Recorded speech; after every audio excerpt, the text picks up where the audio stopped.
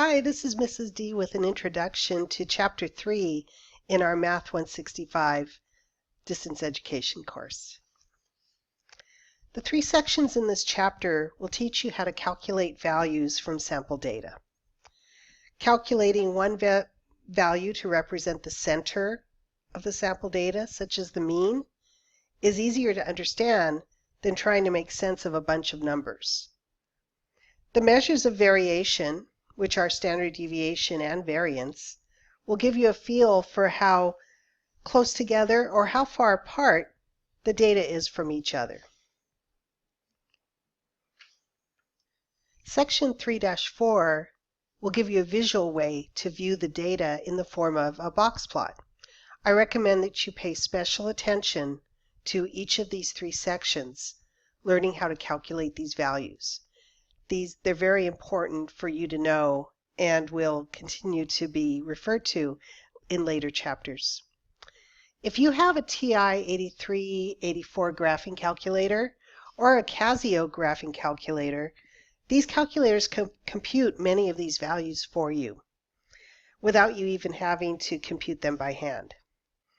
For the 3 on-campus exams and the final exam, you're able to bring one of these calculators and a note sheet, which is an 8.5 by 11-inch sheet of paper, so normal size like this, written by hand or typed, both sides. Learning how to use a graphing calculator to calculate these measures of center and measures of variation is pretty invaluable. So just a review of what we've talked about recently. In Chapter 1, it was really a summary of a lot of vocabulary: population, sample, parameter, statistic, and so on.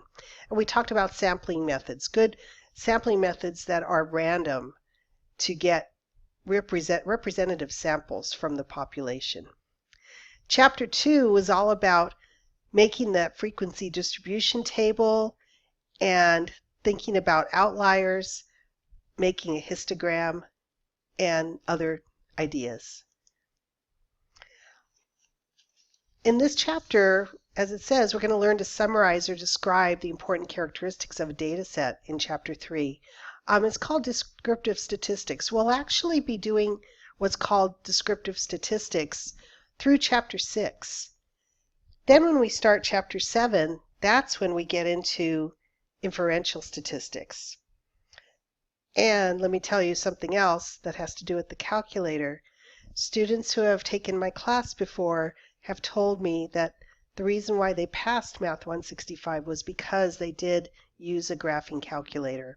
It's important, extremely important, when we get to inferential statistics. I really recommend that you beg, borrow, don't steal one of these graphing calculators. It's possible to buy one at Walmart for anywhere from $50 to $75, which is a huge amount of money, I know. But it's also possible to rent these calculators by the month, with a caveat that I've never personally done this. So buyer beware.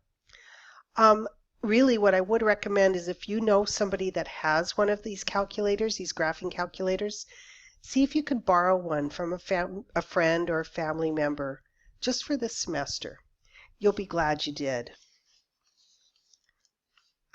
Bye.